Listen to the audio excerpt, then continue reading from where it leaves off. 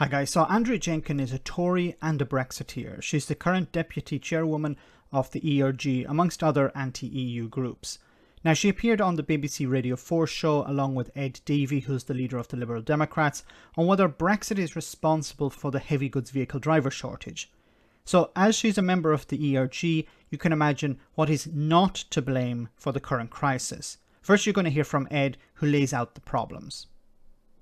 Well, if you talk to the CBI is saying they're looking at a 2-year shortage of labour unless the government acts. We heard from Ian Wright, the Chief Executive of the Food and Drink Federation, who's saying that because of Brexit, we're looking at permanent changes. Now, what has caused this? Clearly, COVID has had an impact. Andrea's quite right on that. I think Bridget's right. There have been some long-term issues as well. There's been problems in DVLA licensing. But if people think that Brexit has nothing to do with this, I think they're living in cloud cuckoo land. There's a huge problem in our economy, and it was caused by Boris Johnson and the Conservatives. Can I come in here, Chris? Andrea. Thank you. First of all, the organisations you mentioned, like the CBI, was completely against Brexit in the first place. And So the CBI was against Brexit in the first place. I wonder why. Could it be because they realised that Brexit would be a disaster for British industry and said, we're actually against destroying British industry? So saying that, yeah, well, they were against it in the first place. Well, they were proved to be right. They had predicted that there would be disruption. They had predicted that there would be problems. And what are we seeing? We're seeing problems. So criticising the CBI for being against Brexit when they were right is idiotic. And had the same fatalistic attitude like you've got. Sorry to interrupt so quickly, but they had the same fatalistic attitude as you, and she's referring to Ed Davey here. Fatalistic attitude. So you just need to believe more in Brexit. Like Jacob Rees-Mogg, who said, we can fix the problem on the Irish border. If we believe enough in Brexit, we can find solutions. Just believe enough. Believe and it will come to pass. No, it doesn't work like that. I've got more faith, actually, in the private sector and in the government. And there we have it. Faith. Just believe. You don't actually need ideas. You don't actually need solutions. You don't need to be pragmatic. You just have to believe. I've said before, Brexit is like a cult.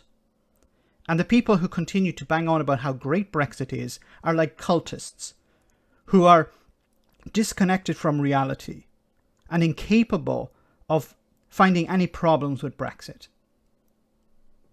If we can get through a pandemic and still get deliveries... but the point is we can't. No, I'm just saying when everybody was ordering online then, let's face it, people couldn't get to the supermarket. During the pandemic last year, Britain was still within the transition period. In 2020, Britain was in the transition period. It still had access to foreign drivers. Now, towards the end of that, many drivers went home. When they wanted to return to Britain, they couldn't get back in because Andrea Jenkyns' government changed the rules. They ended freedom of movement. So these people couldn't get back into Britain. 14,000 drivers left. Do you know how many returned? 600. Not 6,000, 600 returned.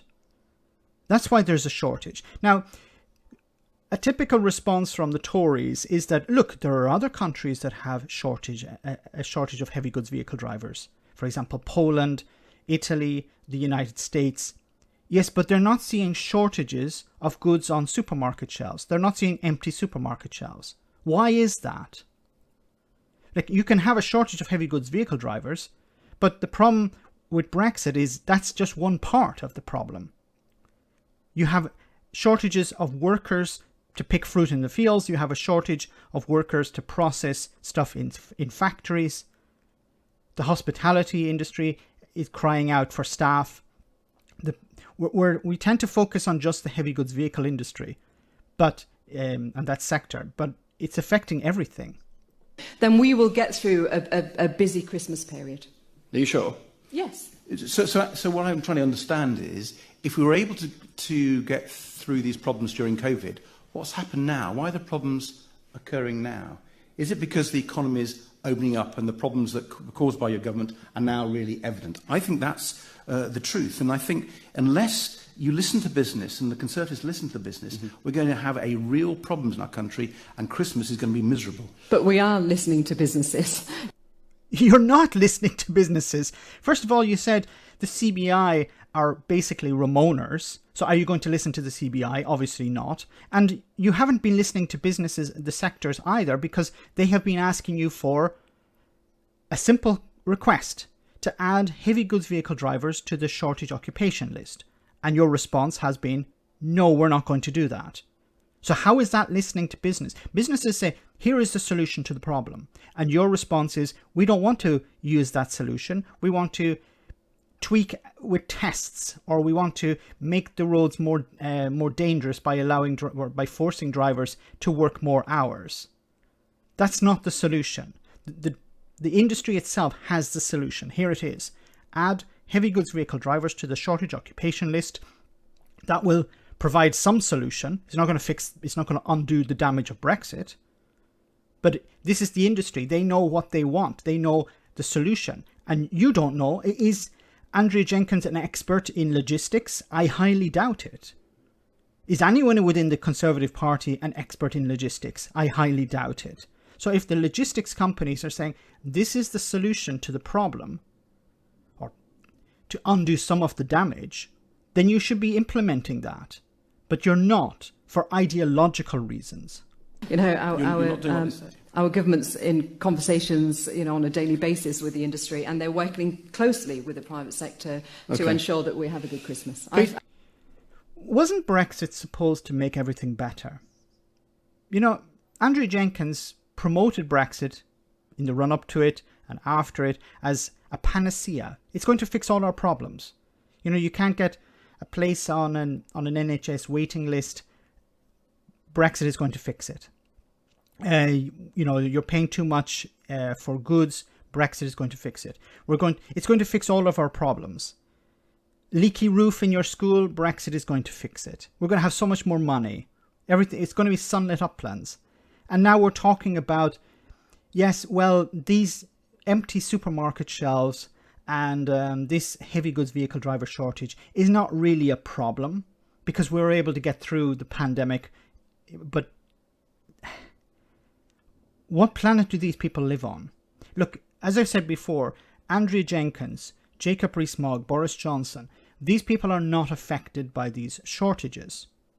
They're not affected by this crisis. So if they're not living it, they don't understand how important it is to resolve it. Until it affects them, they're not going to come up with any solutions. Let me know in the comment section, guys, what you think about all of this. As always, your comments are greatly appreciated. Thanks a lot. I want to say a big thank you to all of my patrons. You ensure that this channel continues to exist. I'm eternally grateful for all of your support. If you join Patreon, you will receive instant access to our Discord server, where we have both audio and video chats. You can chat with me and other patrons, where we discuss important and non-important issues. Becoming a patron per month costs about the same as a large coffee, so why not check it out?